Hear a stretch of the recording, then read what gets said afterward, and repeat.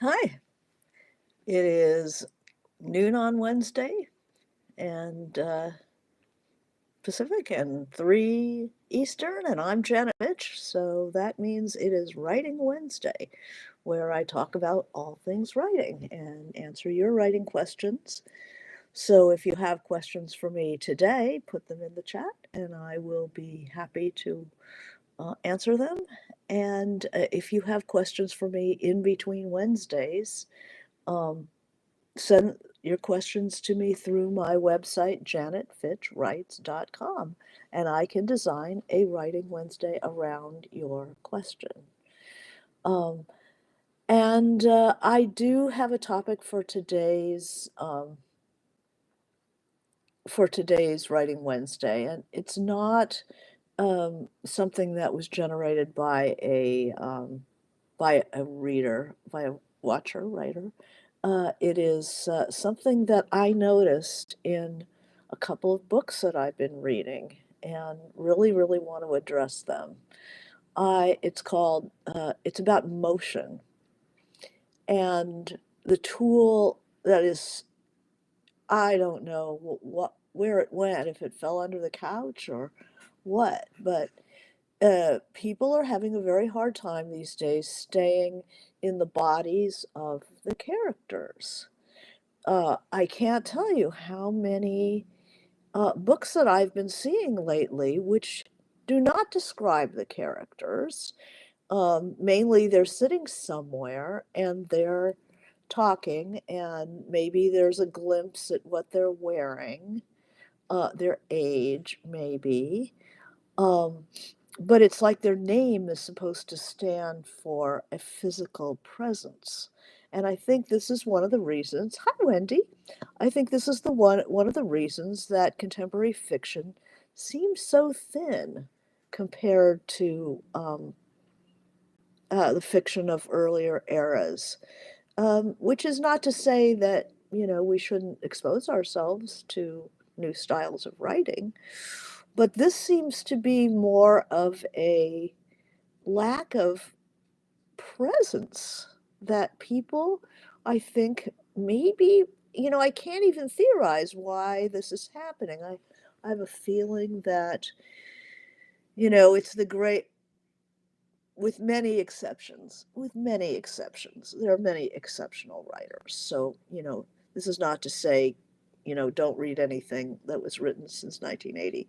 But it's increasingly clear that the reading public doesn't even know what it's missing.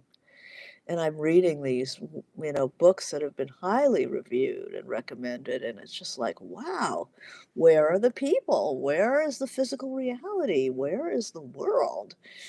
Um, and especially something that I notice that is, hi Jill, that it's really a a great tool in your toolkit.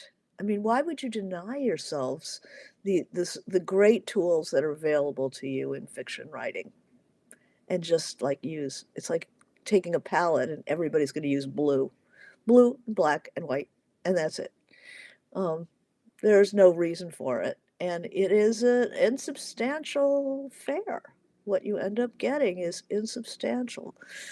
So I'm going to talk today about something that people kind of slips through.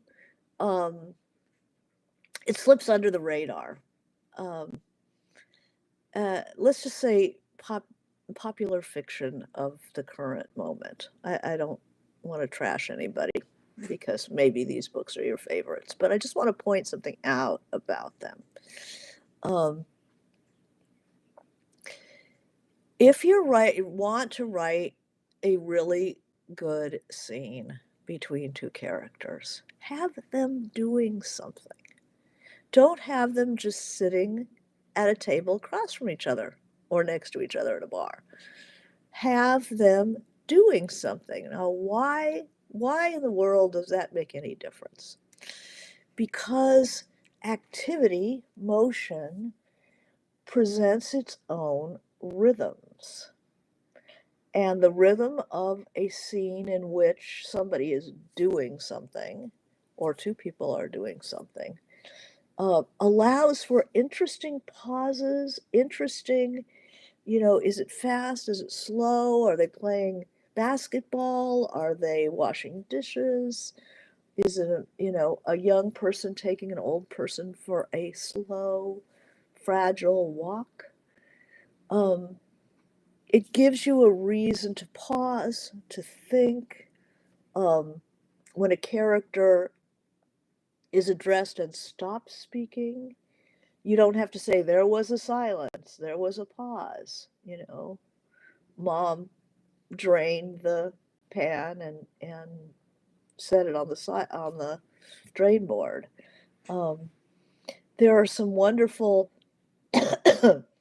books that have scenes of people often just walking. That there's a walking scene is so much livelier and more rhythmic because walking has a rhythm. And there are things that happen when they stop talking. You hear the rhythm continuing. They notice things, they handle things, and then they can come back to the conversation. I recommend a lot of different books for this kind of stuff. Um, early in Under the Volcano, there by Malcolm Lowry, there is a scene where the half brother Hugh and the wife or ex-wife Yvonne go for a horse ride. And there's such a wealth of motion, of landscape, things up close, things far away, horses with their own pace. When you stop the horse, when you start the horse, what the horse suddenly shies away and sees, it keeps you connected to physical reality. Um, my teacher, Kate Braverman, used to really like, uh, I believe it was Paco's Story, a Vietnam era novel, where the troops are humping their backpacks and they talk and then they stop talking and if you can do anything to get your story off of a table with two chairs facing each other, especially, walking, running, driving, anything that has a rhythm that unfolds. If you just about any war book will have that motion. Tree of Smoke by Dennis Johnson. Um, and there was one book that I really wanted to bring your attention to called Ways of Walking. And it's kind of an interesting book. It's a series of essays. There's like 30 essays in there about people who are on pilgrimage and people who go for the have been in long hikes, or they're walking across their city or around their city, having historical thoughts. But one of the two, I think, two of the best essays in there are one is about it's written by a woman who is very large and so conscious of every movement of the preparation for the walk, the chafing and the having to powder and wear protective clothing, really, underclothing, and then just the feeling of being in the world at size. And another one, which is absolutely spectacular, which is of a woman, disabled woman in a wheelchair navigating London for the first time. And it makes you so aware of the physical reality of a place when somebody is disabled and they have to really map out what they're seeing and how am I going to work my way through this landscape and the sheer amount of effort. So if you're in a scene with this person, um, she's not going to always be able to talk because it is so hard just to get around. And she talks about, excuse me, she talks about Virginia Woolf, which is really interesting. How, Virginia Woolf is like, there's nothing better than to be in London, carefree, a fine spring day. I walked along Oxford Street. The buses are strong on a chain. People fight and struggle, knocking each other off the pavement. And hear the rhythm of this. Old bareheaded men, a motorcycle accident, a motor car accident, etc. To walk in London is the greatest rest. It has a real sense of vigor in the rhythm of those sentences. And then it goes back to this woman just trying to navigate. Um, I felt conspicuous and embarrassed, simultaneously invisible and too visible, and remembers this piece of Woolf. I was used to viewing Woolf as an ally against the oppressive norm. In the moment, though, I felt unmoored. The boisterous, noisy norm she described literally did not have room for me. I was between the links of the chain, walking alone, but neither walking nor alone. Greatest rest didn't enter into the equation at all. And the awareness that people in diverse bodies, a very large person, a person in a wheelchair, and how they navigate the landscape makes you more aware of how we all are navigating the landscape. And doesn't it forces us to stop thinking of so obliviously about the body and space. Um, I mean, so many things I'm reading now are just dialogue and just the merest suggestion of the world. And I'm somebody who's, if nothing else, advocating for the world and including the world and including gesture. They don't gesture. They don't have a physical presence. Um, gesture is a huge part of dialogue because unless your dialogue is just going to hit the nail on the head at all points, which is really boring, um, a gesture can substitute for dialogue in a much more interesting way than the blah, blah, blah. Um, you know, where have you been? You know, she picked up, Calvin's shoes and put them side by side by the door. So the pause there of the act of picking up the shoes gives a pause in the sentence, it gives a pause in the scene, it controls the scene, and it's a gesture of usually a mom picking up the shoes. So the fact that she won't say where she's been, that she prefers to maintain silence, and yet she's neatening up. There's a conflict there. Where has she been? And how does she think she can redeem that by cleaning up the shoes? Washing is an interesting uh, metaphor filled, character filled type of motion. Um, how do people speed up and slow down in a scene? You tend to slow down that you're talking and somebody drops some sort of an important piece of unexpected information. The person stops. If depending on what the information is, the person could very well drop what's in their hands. And these gestures, this motion actually means more than, oh my God. I mean, who cares about, oh my God? There's something that nobody ever has to say. Show us, oh my God.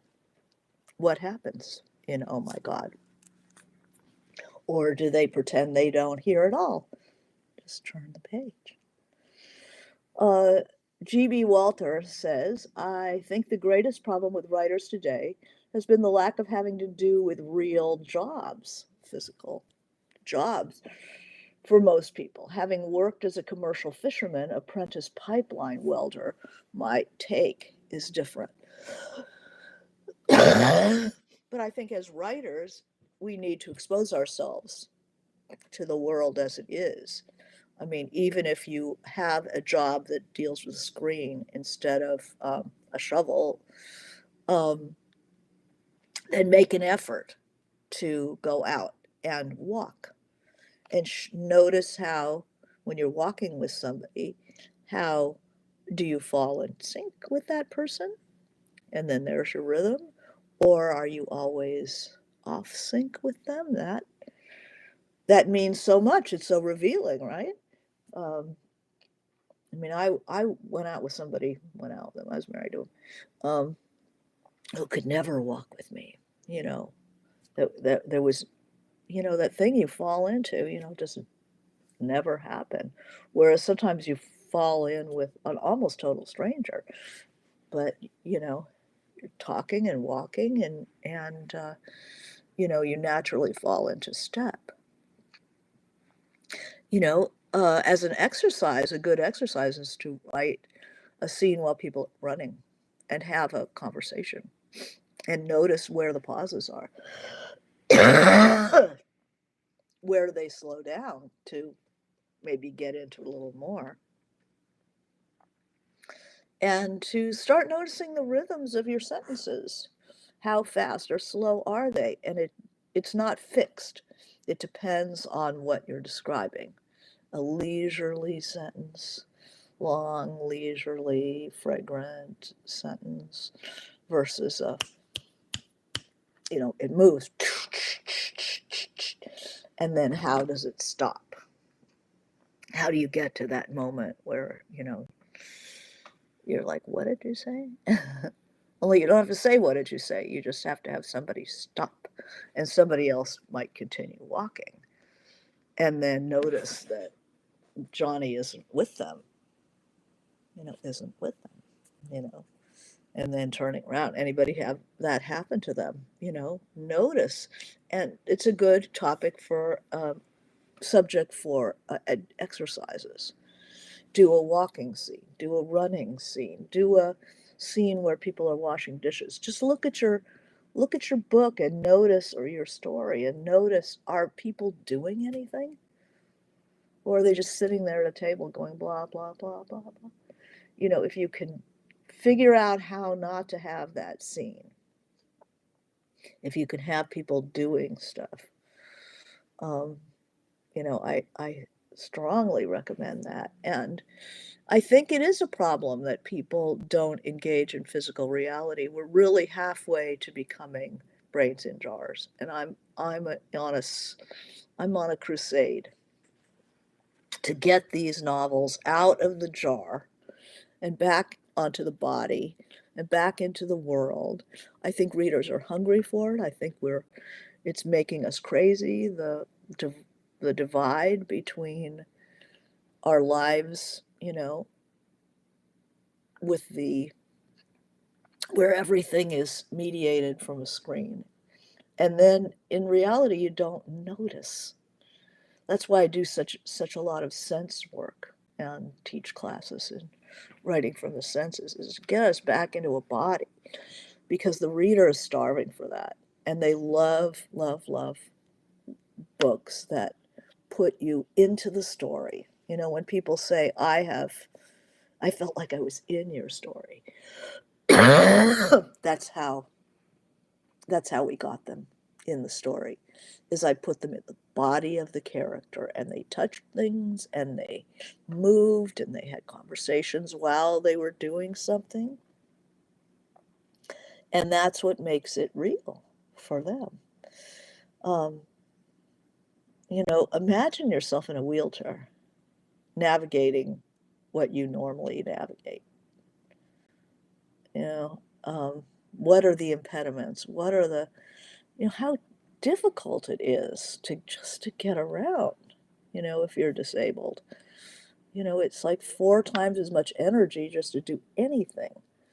Um, but even if your characters are not disabled, uh, it's good to notice, do they have a little bit of arthritis in the knees? Do they have an old injury? Has that ankle never been quite right? Do they come down on it a little harder on one side than the other? Um, and it sets up the rhythm of the scene. And rhythm is something that marks your prose. And sorry, I picked up a cough somewhere. It really sucks. So I believe that John Gardner in The Art of Fiction talks about rhythm. Let's see what he has to say. This guy is always my go-to. Um, he talks a lot about music, the music of your sentences and stuff. But let's see what he says about rhythm. Rhythm. Oh yeah, he's got a lot in there. 1067. I recommend everybody has this book and looks through it from time to time.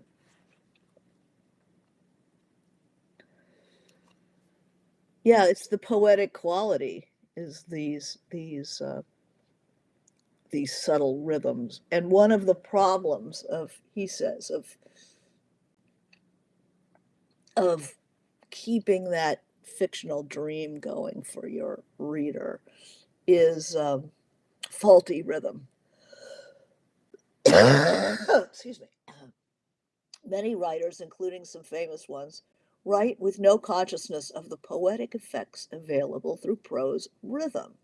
They put the wine on the table, put the cigarette in the ashtray, paint in the lovers, start the clock ticking, all with no thought of whether the sentences should be fast or slow, light-hearted or solemn, with wedged in juxtaposed stresses. I mean, he will um, show you the stresses of in a I don't know if you can see that, but he scans a sentence with stresses to note I am not speaking of an intentionally arrhythmic writer um,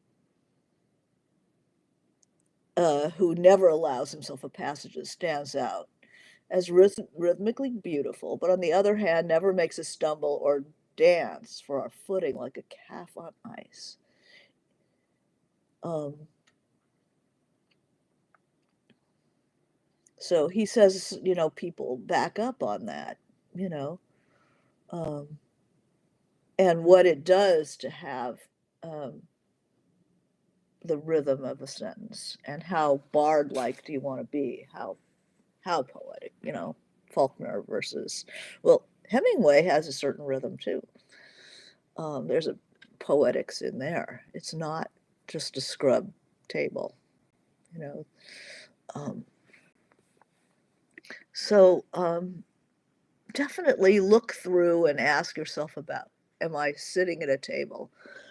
Because what you're doing is you're tying your hands behind your back of what, um, a beautiful element of writing that you just ignoring. Um, so this is my lint. That's Marie. I think the problem is people are not going places anymore. No time with a million jobs. Um, yeah, and I think I used to hate the mall. I used to not want to go to the mall to go shopping. But the last time I was there, I was like, this is physical reality. I mean, yeah, it's kind of a corporate construct, but it's still, you're touching things, you're holding stuff up to you. There are other people who are going like, yeah, doesn't look so good on you. Um, just to handle objects, I forgot how, you know, that's an important part of our world is the hunter-gatherer self that isn't just looking at a picture and ordering it and then it comes and it is whatever it is, but the experience of handling different things that you're not necessarily intending to buy. But putting yourself back in object world, back in physical reality, I think is more important than ever. Um, So GB says, your insights even about walking are good. Thank you. Awareness of the world. Even trying to share ideas while suffering a cold. Yeah, you're, boy, being sick sure brings you back into the body. And there are all kinds of unpleasant surprises. I can certainly remember being a little kid and having a big sneeze in class and having nothing to staunch the flow. That's pretty exciting. Um, uh, Makes me think of how I could incorporate that into a scene. Yeah. And Blair says, I was reading just about this just this morning. He talks about rhythm. Oh, you were reading the art of fiction. All right. Hi, Amy. The whole problems chapter is incredibly helpful. And he mentions Updike, who I had no idea was doing that. Yeah, Updike was a beautiful writer, just luminous. The prose is luminous. I mean, when I was a younger person, I kind of dismissed him as being kind of that upper class men wearing tasseled loafers and drinking martinis on the East Coast. What does this have to do with me? Nothing.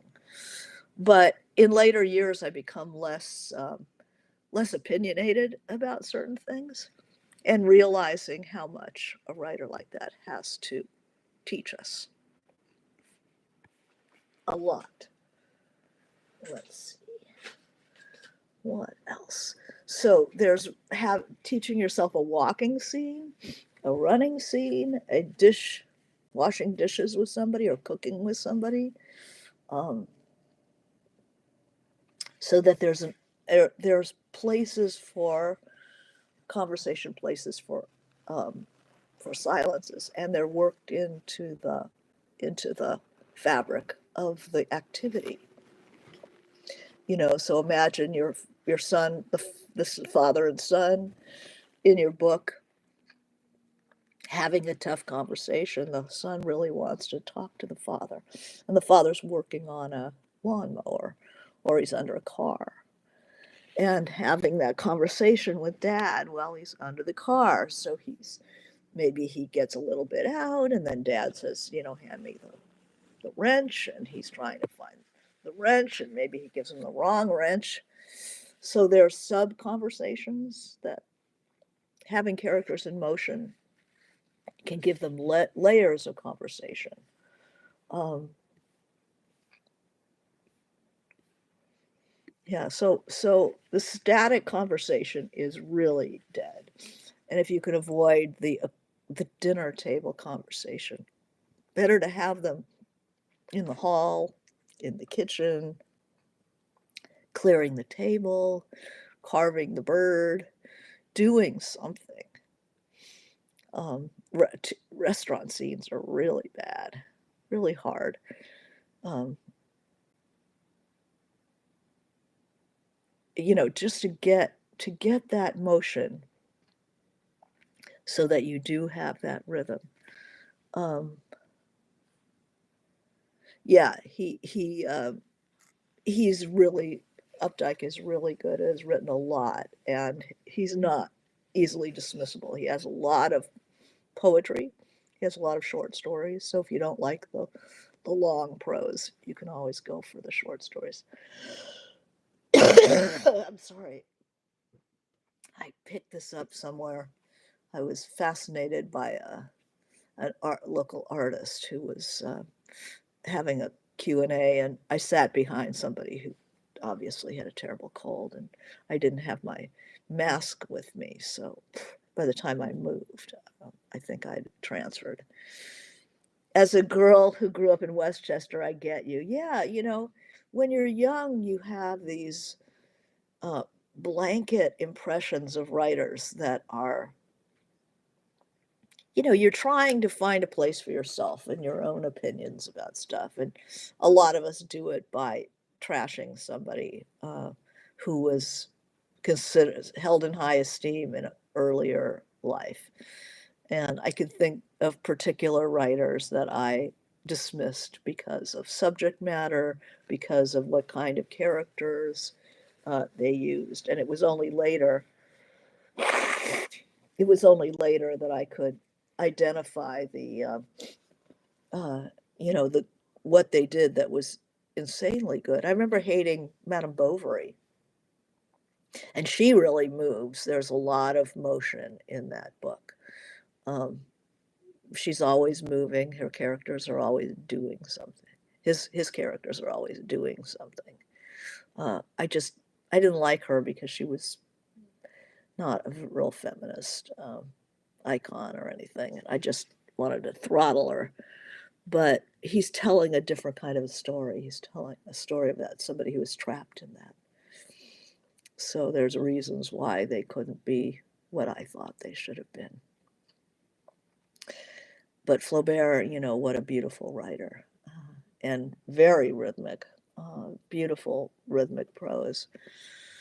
What else can I tell you about this issue of motion? You know, a, nothing really exists in a book until the character interacts with it, interacts with the world. It's like there was a table. Well, maybe there was, maybe there wasn't. But if we put something on the table, then there's a table. If we arrange flowers on it, then there's a table and there's flowers and there's light coming in the flowers. And where's the light coming from? And then the motion of somebody who's half distracted and, like Mrs. Dalloway, having a, or to the lighthouse, you know, somebody who is doing something and having a conversation at the same time, and those delicious pauses. It's much easier to write a scene where people are doing things. Yeah, Flaubert. Oh, he really gets women in some ways. Yes, he does. Even the dinner scene in Macbeth has motion, says GB. Macbeth sees the ghost of Banquo. Nobody else sees him, but the dialogue is amazing. Talk about rhythm. Yeah. Oh, I should look at that. Look at that again. Yeah. Um, where you pause, where you, interject while you're concentrating on something else makes for such a much more subtle scene than just two people sitting at a cafe bar stools and blah.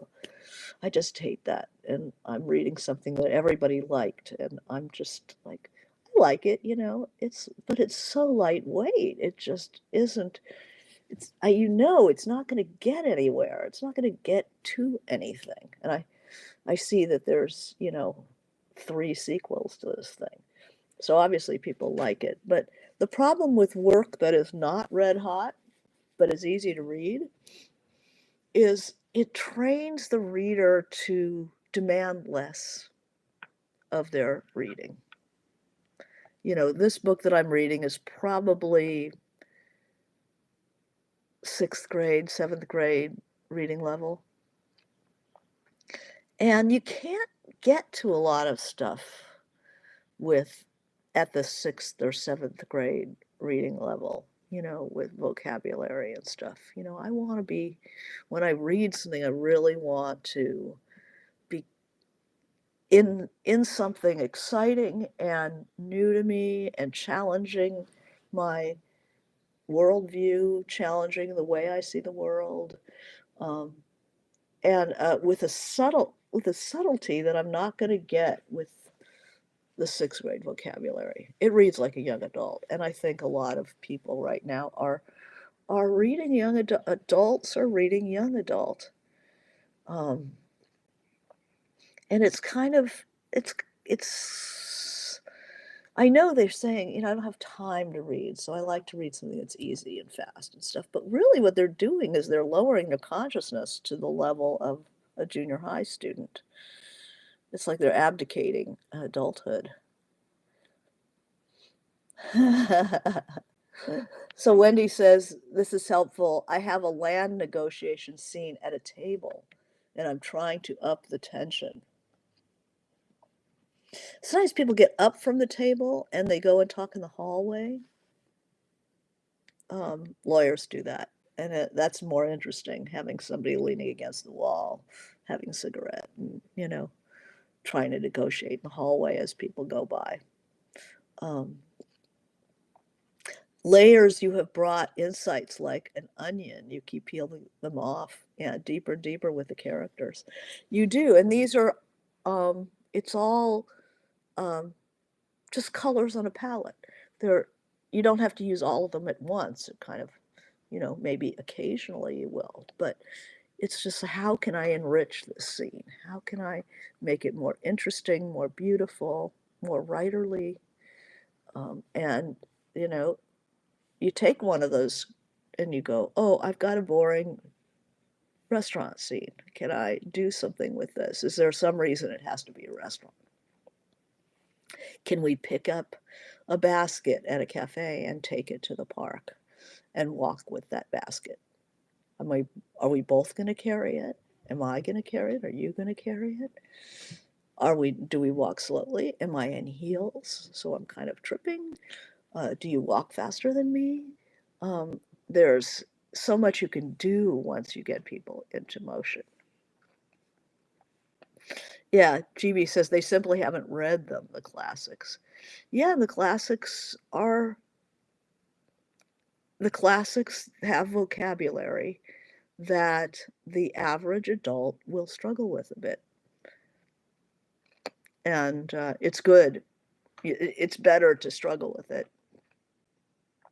Write down the words you don't know, guess at what they mean, and then at the end of your reading session, you look them up and you see how many you got right.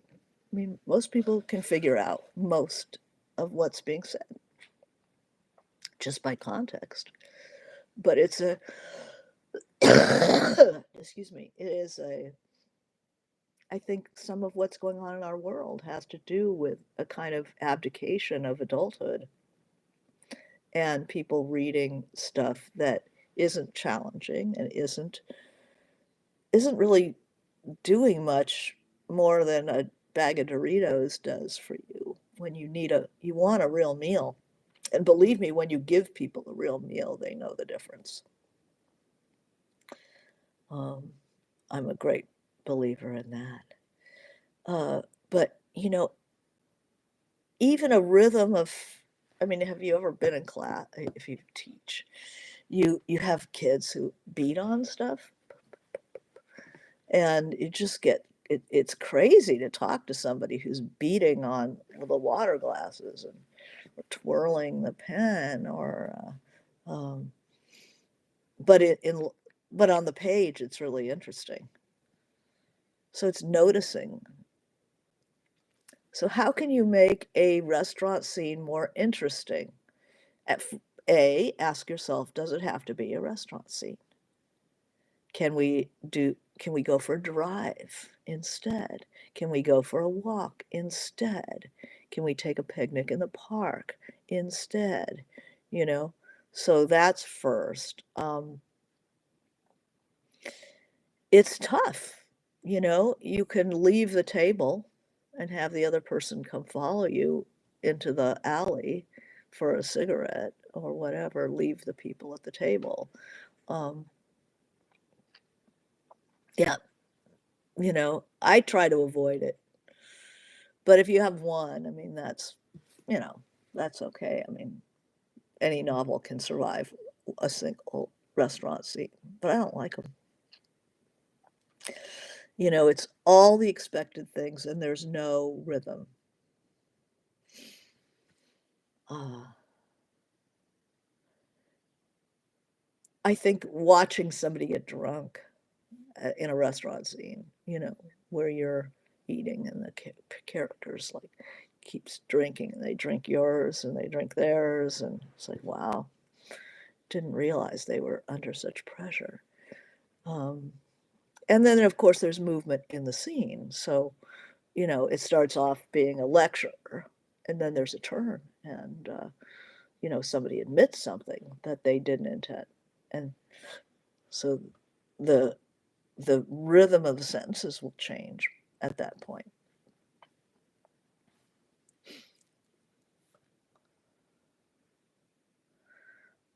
Observations of other people. I mean, you can make a restaurant scene more interesting by noticing who's around. But the rhythm is always going to be a little flat. And then gesture is so important, you know? So even in a restaurant scene, you can have somebody say something and then somebody pours himself another glass of wine. Or you notice how they're taking every scrap of fat off and there's a huge pile of fat on their plate, and wow, I didn't know they were so fussy. They don't like the vegetables to touch, so they separate everything out. They clean their silverware. That's really bad. Um, Sound is good. Um, it's very quiet. You hear a scritch of silverware on the plate. Um, little tinkle of ice in the water. Um, you can bring all the senses to bear, but generally, try to find another action. How do we choose actions that tie into the purpose of the scene, like the change that you can't go back? Um, well, that's good. Dropping something, getting bad news and dropping something, drawing something in the condensation from the water, drawing something in the table. So you're not really listening. You're making a map in the water. That's a great gesture. Um, oh, there's so many different things you can do.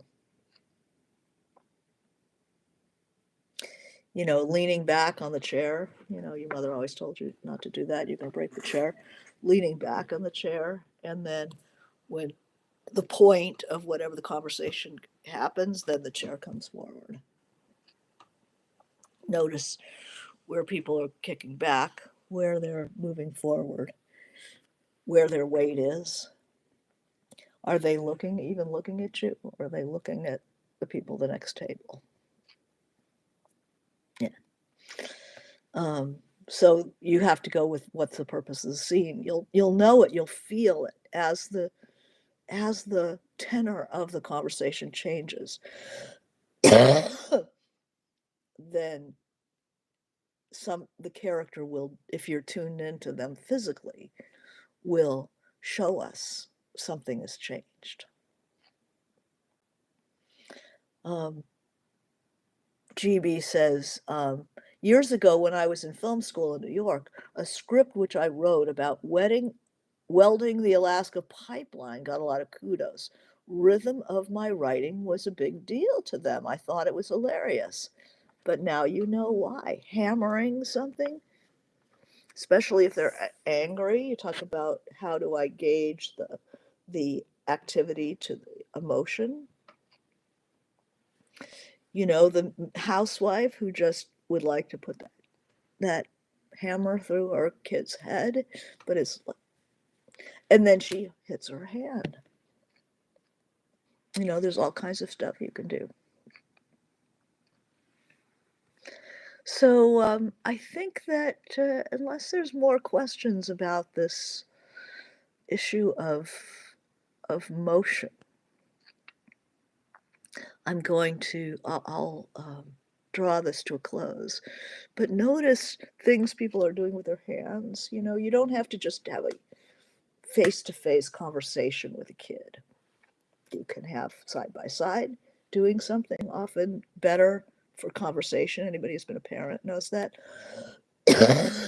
There's also tending the body. When you're a parent, you're brushing the kid's hair and you have a conversation. Ow, you're hurting me. Just sit still. There's places for the conflict to bubble up in there. Well, thank you. I hope that I do hope that I'm feeling better. We have the big Los Angeles Times Book Festival this weekend, and I certainly don't want to go if I'm like this. So hopefully that's better. And I'm on Saturday at 3:30 it's a 30-year anniversary of the book festival. So I was there the first year. I've been there almost every year since, and have, depending on where I am in my own life, sometimes I'm I'm very up for it and I enjoy it and it's great. And then sometimes I'm feeling shitty about my work, you know, and it's horrible to go when your book isn't doing well and you're seeing all these people who finish their books and everything's going great for them. And it's just like, I don't even feel like I need to be here. So, you know, all kinds of tension. Well, hopefully we'll see you at the book fest. And in the meantime, try out an exercise of people in motion.